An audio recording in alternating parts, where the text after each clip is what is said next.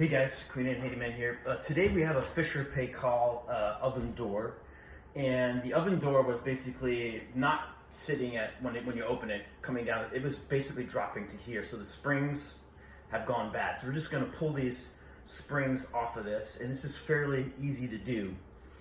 There are 3 screws on the bottom of the door. I just took those out, and then you just lift up, and then you slide it off like that. And then that exposes that part, so then we can get to the springs. All right, so the next thing is to take the springs out. There's 2 screws on each side here that hold the spring into place. So we're going to remove 4 screws altogether to get that spring out. All right, so I've taken the 2 screws out, and that just comes right out. So on these hinges, there is a left and right side, and this is the left side because these are the 2 screw holes that we need to put in. So this is going to be my left side. I was looking for a part number or some difference in the thing, but the actual thing just happens to be where the screws are. This one you can see is on the right side, so we're going to put this over on the right side. So we're just going to put the screws back in that hold these in place. I thought there would be more screws for something like this, but because of the amount of strength that these hinges have, I thought it'd be a little stronger, but it is what it is. All right, so we got the new springs in, and they are screwed on to the side. We're just going to re-put the door front back on here. This is also a good time to make sure that the oven handle is tight. So we're just going to make sure that those are tight. Yep, there it's loose. So a good opportunity to tighten those so you don't have to take it apart later. And I'm not using the drill, I'm just using the drill to turn that. All right, so now I have the oven glass front flipped down onto the handle on this little rubber pad here so I don't damage anything. Now I'm gonna take the door, the main frame of it here, and put it back on.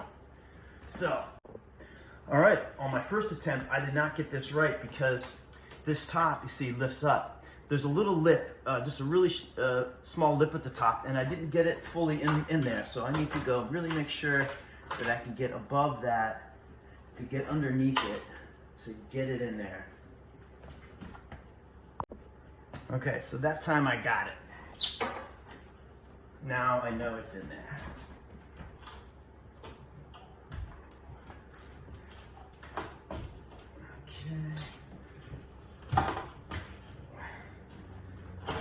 All right, so now that won't come out, so that's good. Okay, these are in the open phase with the latch all the way in the up position here, in the locked position.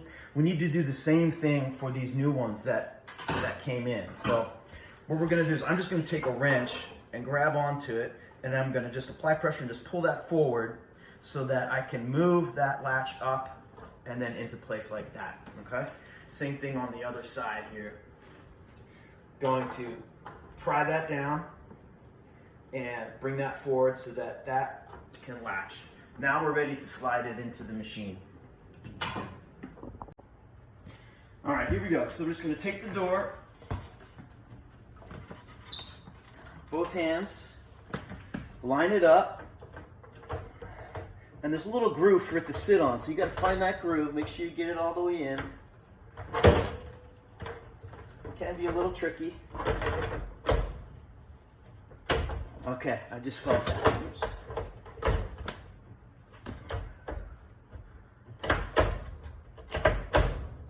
Okay, you gotta get it up just high enough. Then I'm gonna fold all the way down, okay? Notice how that's nice and flat and level now. That's the correct way to do it. Then I'm going to take those clips that I folded down, and I'm going to move those back into position, okay? Fold those back. And now, nice, full shut, okay? All right, so now we got it in a nice flat position. The old hinges were coming down, and then this door basically just flops to the floor. I don't know if someone stood on this and was trying to clean something or grab something. There's a cabinet There's a cabinet right above us here. Okay. Again, this was a rental. So my thought is that someone used this as a stepping stool to get up to the cabinet, and that thing just, the hinges couldn't take it and they broke the hinges. It's usually something very simple like that. You know, kids like to jump on these things too. That's another reason why these springs go bad. But this is now correct to the flat position, and a nice close and a nice seal. And also nice to get that handle tightened back up.